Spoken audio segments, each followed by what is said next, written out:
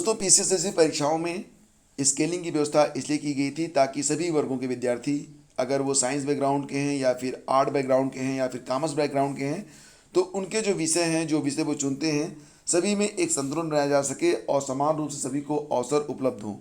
यहाँ पर स्कोरिंग और नॉन स्कोरिंग जो सब्जेक्ट होते हैं उनमें भी संतुलन साधने का एक प्रयास किया गया था। फिलहाल पीसीएस 2018 के परिणाम जब सामने आए तो बड़ी संख्या में अभ्यर्थियों ने स्केलिंग की प्रक्रिया पर सवाल उठाया और ये कहा कि आयोग ने इस बार बिना स्केलिंग के ही परिणाम जारी कर दिए हैं और इसके विरुद्ध एक याचिका हाई कोर्ट में, इलाहाबाद हाई कोर्ट में दायर भी कर दी गई। फिलहाल फ्रेंड्स, इस पर जो सुनवाई होनी थी पूरी हो चुकी है और इसका जो अब ऑर्डर आएगा हाई कोर्ट की ओर से वो 23 सितंबर को आएगा। तो पीसीएस मुख्य परीक्षा 2018 में स्केलिंग लागू किए बिना परीक्षा परिणाम जारी करने के खिलाफ दाखिल याचिका पर आयोग और याचिकाकर्ताओं की ओर से जो बहस थी वो पूरी हो गई है। इसका जो आदेश आएगा वो 23 सितंबर को आएगा। तो 23 सितंबर को पता चलेगा कि आयोग ने जो परिणाम जारी किए थे उसमें स्केलिंग लागू हुई या नहीं लागू हुई। हालांकि जो अभ्यर्थी हैं वो आरोप यही लगा रहे हैं कि स्केलिंग जो है मुख्य परीक्षा में लागू नहीं की गई थी, लेकिन आयोग का कहना ये है कि स्केलिंग लागू करने के बाद ही जो परीक्षा के परिणाम थे वो जारी किए गए थे। अब 23 तारीख का इंतजार है कि कोर्ट का डिसीजन इस पर क्या आता है। और देखिए फ्रेंड्स, उत्तर प्रदेश लोक सेवा आयोग ने बुधवार को प्राविधिक शिक्षा अध्यापन सेवा परीक्षा 2021 के तहत पॉलिटेक्निक संस्थानों में 1370 पदों पर भर्ती का विज्ञापन जारी कर दिया है। ये सूचना मैंने कल भी आपको दी थी। इसमें सबसे अधिक पद प्रवक्ता के हैं। यांत्रिक अभियंत्रण यानी कि मैकेनिकल इंजीनियरिंग के पद पर 238 पद हैं। वहीं पर प्रवक्ता विद्युत अभियंत्रण यानी कि इलेक्ट्रिकल होता है उसके लिए 213 पद हैं। प्रधानाचार्य के 13 पद हैं और इसके अलावा अलग अलग जो ट्रेड हैं उसके अलग अलग पद हैं। ऑनलाइन आवेदन करने की लास्ट डेट यहाँ पर 12 अक्टूबर है और आवेदन स्वीकार करने की लास्ट डेट 15 अक्टूबर है। मतलब 12 अक्टूबर तक आप रजिस्ट्रेशन करके अगर फीस जमा कर देते हैं तो 15 अक्टूबर तक आप फॉर्म को कंप्लीट कर पाएंगे। तो उत्तर प्रदेश लोक सेवा आयोग ने इस बार लिखित परीक्षा अनिवार्य कर दी है। लिखित परीक्षा में सफल विद्यार्थियों को साक्षात्कार के लिए भी बुलाया जाएगा। अंतिम चयन लिखित परीक्षा और साक्षात्कार में प्राप्त कुल अंकों के आधार पर होगा। प्रवक्ता के पद पर शैक्षणिक अर्हता जो है वो इस बार बीटेक में 60% अंकों की अनिवार्यता कर दी गई है। यानी कि अगर आपके बीटेक में 60% अंक हैं तभी आप इसमें आवेदन कर पाएंगे। अभ्यर्थियों को आवेदन में संशोधन का भी मौका मिलेगा, तो इसके लिए ऑनलाइन आवेदन फिलहाल जारी है। और देखिए फ्रेंड्स, रोजगार की मांग को लेकर युवा मंच के कार्यकर्ताओं का प्रदर्शन बुधवार को 15वें दिन भी जारी रहा। सिविल लाइंस पर धरना स्थल पर जुटे जो है सैकड़ों बेरोजगार बारिश में भीगते हुए नारेबाजी करते रहे। साथ ही 17 सितंबर को पीएम मोदी के जन्मदिन को बेरोजगार दिवस के रूप में मनाने के लिए डेलीगेसियों में नुक्कड़ सभा और जनसंपर्क कर प्रदर्शन में शामिल होने की अपील की गई है। बेरोजगार दिवस को सफल बनाने के लिए सोशल मीडिया प्लेटफॉर्म पर भी समर्थन जुटाया जा रहा है। और अगली न्यूज़ यहाँ पर यह है कि 43,000 देंगे डीएलएड तृतीय सेमेस्टर परीक्षा। तो बीटीसी 2013, 14, 15 और डीएलएड 2017 और 2018 बैच के अवशेष और अनुत्तीर्ण प्रशिक्षुओं के तृतीय सेमेस्टर की परीक्षा 21 सितंबर से होगी। इसमें प्रदेश भर से तकरीबन 43,000 प्रशिक्षु जो हैं वो शामिल होंगे। एडमिट कार्ड जारी कर दिए गए हैं। परीक्षा कार्यक्रम भी जारी हो गया है। पहले 10 से 12 बजे तक शैक्षिक मूल्यांकन, क्रियात्मक शोध और नवाचार का पेपर होगा और 2 से 4 बजे तक समावेशी शिक्षा का पेपर होगा। वहीं दूसरी ओर बुधवार को द्वितीय सेमेस्टर की परीक्षा शुरू हो गई है। प्रयागराज में कुल 14 परीक्षा केंद्र बनाए गए हैं। बीएड की ऑनलाइन काउंसलिंग की प्रक्रिया कल यानी कि 17 सितंबर से शुरू हो जाएगी और इसके लिए कुल मिला के कई चरणों में काउंसलिंग होगी और जो पूरी का काउंसलिंग का शेड्यूल है ये वेबसाइट पर आपको मिल जाएगा और मैं एक डेडिकेटेड वीडियो उस पर आपको उपलब्ध करवाऊंगा ताकि आप ये समझ सकें कि किस प्रकार से ये पूरी काउंसलिंग होगी और किस प्रकार से आपका प्रवेश होगा, कितनी फीस होगी और तमाम अन्य जानकारियाँ जिसके बारे में आपको पता होना ही चाहिए।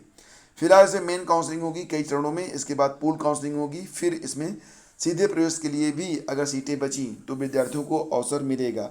और ईडब्ल्यूएस के जो कैटेगरी के अभ्यर्थी हैं उनको 10% अतिरिक्त सीटें भी उपलब्ध करवाई गई हैं। पूरी जानकारी आपको मिल जाएगी वेबसाइट lkouniv.ac.in पर, तो जाकर एक बार विजिट आप लोग जरूर कर लीजिएगा। देखिए फ्रेंड्स, ये जो न्यूज़ मैं आपको बताने वाला हूँ ये गूगल सर्च से निकल के आई है। अगर आप आवेदन करना चाहते हैं तो एक बार जाकर इसके इसकी जो मूल विज्ञापन के लिए जिसकी मूल साइट है उस पर आप लोग विजिट करके एक बार पूरी तरह से कंफर्म होने के बाद ही यहाँ पर आवेदन आप करिएगा। फिलहाल खबर ये है कि national health mission Uttar Pradesh के अंतर्गत यहाँ पर 5,000 एक्जिलरी नर्स मिडवाइफ यानी कि ANM की भर्ती होने वाली है। तो इसके लिए जो आवेदन है वो 15 सितंबर से लेकर 30 सितंबर तक लिए जाएंगे, यानी कि कुल मिला के 15 दिन। और इसके लिए एलिजिबिलिटी क्राइटेरिया क्या है, तो 2 साल का सर्टिफिकेट डिप्लोमा होना चाहिए ANM में, और यह किसी recognised institute approved by the nursing council of state या गवर्नमेंट ऑफ इंडिया से होना चाहिए। और अभ्यर्थी की जो उम्र है वो 12 सितंबर 2021 को 40 वर्ष से कम होनी चाहिए। कुल मिला के जो मानदेय मिलेगा वो मिलेगा 12,128 रुपये पर मंथ। और instructions for the filling online application, तो यहाँ पर सबसे पहले आपको जो है सारी चीज़ें ध्यान से देख लेनी है, विज्ञापन को ठीक से पढ़ लेना है, उसके बाद ही आप ऑनलाइन आवेदन करिएगा। सिलेक्शन प्रोसेस के बारे में बात करें तो आपका डॉक्यूमेंट वेरिफिकेशन की प्रक्रिया शॉर्टलिस्ट होने के बाद होगी। यहाँ पर किसी परीक्षा के बारे में कोई उल्लेख नहीं किया गया है। हाँ, minimum qualifying marks shall be as followed, तो यहाँ पर जो जनरल, UR और अनरिजर्व्ड यानी कि EWS जितने आ रहे हैं, OBC और SC/ST के लिए यहाँ पर मिनिमम क्वालिफिकेशन मार्क यहाँ पर दिया गया है।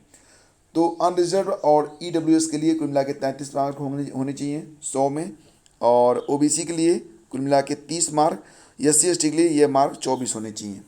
बाकी की जानकारी आपको मिल जाएगी अगर आप हमारे टेलीग्राम चैनल से जुड़े हैं तो वहाँ पर। और देखिए फ्रेंड्स, यहाँ पर एक बड़ी खबर निकल के आ रही है, और खबर क्या है ये आपको पता होना ही चाहिए। फिलहाल टाइम मैगजीन की 100 सबसे प्रभावशाली लोगों की लिस्ट सामने आई है, और इस साल प्रधानमंत्री नरेंद्र मोदी, पश्चिम बंगाल की मुख्यमंत्री ममता बनर्जी और सीरम इंस्टीट्यूट ऑफ इंडिया के चेयरमैन आधार पूनावाला इस लिस्ट में शामिल हैं। टाइम मैगजीन ने बुधवार को इस लिस्ट को रिलीज किया, और इसमें सभी प्रभावशाली लोगों को अलग अलग वर्गों में बांटा गया है। तो प्रभावशाली लोग नेताओं की लिस्ट में जो प्रभावशाली नेता हैं उनकी लिस्ट में मोदी और ममता बनर्जी के अलावा अमेरिकी राष्ट्रपति जो बाइडेन, उपराष्ट्रपति कमला हैरिस, चीन के राष्ट्रपति शी जिनपिंग, इजराइल के राष्ट्रपति नफ्ताली बेनेट और अमेरिका के पूर्व राष्ट्रपति डोनाल्ड ट्रंप के नाम भी शामिल हैं।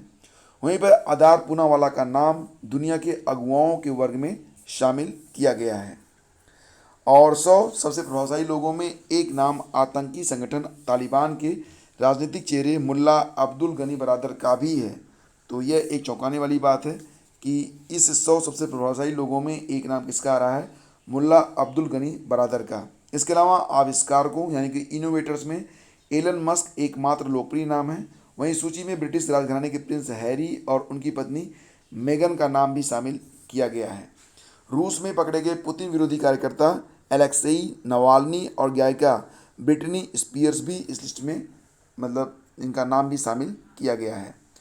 और देखिए फ्रेंड्स, आज का करंट अफेयर आपके लिए बहुत ही इंपॉर्टेंट है। अगर आप लोग करंट अफेयर को वॉच नहीं करते हो तो शुरू कर दीजिए। यहाँ पर मैं आपको पुराने जो करंट होते हैं उसका रिवीजन भी करवाता हूँ। नए करंट अफेयर के लिए जितने भी प्रश्न होते हैं उसकी पूरी व्याख्या आपको मिलती है, और अंत में आपसे एक प्रश्न भी पूछा जाता है ताकि आपका रिवीजन भी अच्छे से होता रहे। तो इसका लिंक वीडियो के डिस्क्रिप्शन में है, जाकर एक बार चेक करिएगा, वीडियो को वॉच कर लीजिएगा। एडेड जूनियर हाई स्कूल में कब तक का करंट अफेयर तैयार करना है, इस पर एक प्रॉपर डिस्कशन चैनल पर उपलब्ध है। वीडियो के डिस्क्रिप्शन में लिंक है, अगर देखना चाहते हैं तो वीडियो का डिस्क्रिप्शन चेक कर लीजिएगा। तो दोस्तों, आज की वीडियो में बस इतना ही। शीघ्र मिलते हैं आपसे एक नए वीडियो में। आज्ञा दीजिए, नमस्कार, जय हिंद।